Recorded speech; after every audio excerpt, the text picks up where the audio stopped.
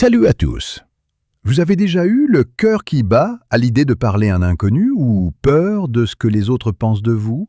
Vous n'êtes pas seul.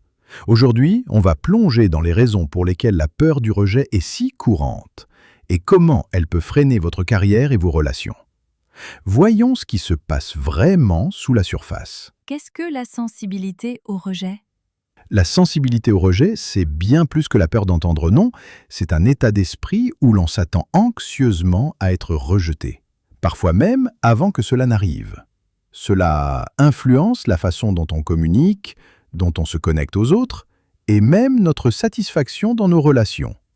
Les personnes très sensibles au rejet ressentent une anxiété accrue dans les situations sociales, craignent d'être jugées négativement, peuvent réagir par la colère ou se replier sur elles-mêmes.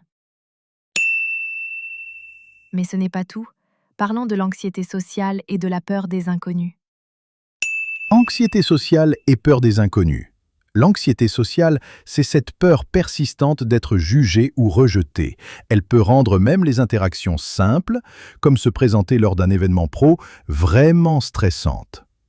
L'anxiété sociale peut entraîner l'évitement des situations sociales, l'utilisation compulsive des réseaux sociaux pour fuir les interactions réelles, la suppression de la colère après un rejet ressenti. Alors, d'où viennent ces sentiments? Et surtout, que peut-on faire? Pourquoi ressent-on cela? Plusieurs facteurs entrent en jeu. Faible estime de soi rend plus sensible au rejet. Solitude et croyances négatives sur soi renforcent le cercle vicieux. Style parental et relations précoces influencent notre gestion du rejet à l'âge adulte. Style d'attachement et timidité compliquent encore les choses. Mais bonne nouvelle, il existe des solutions efficaces pour briser ce cercle. Comment surmonter la peur du rejet? Affirmation de soi. Rappelez-vous vos forces et vos valeurs.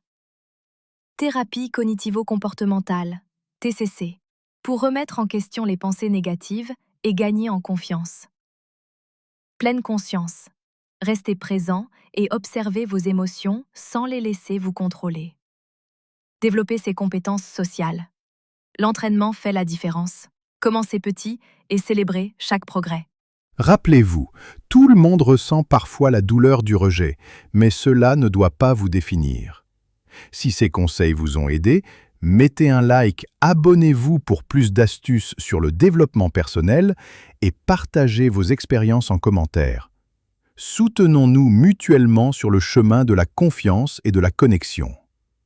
Merci d'avoir regardé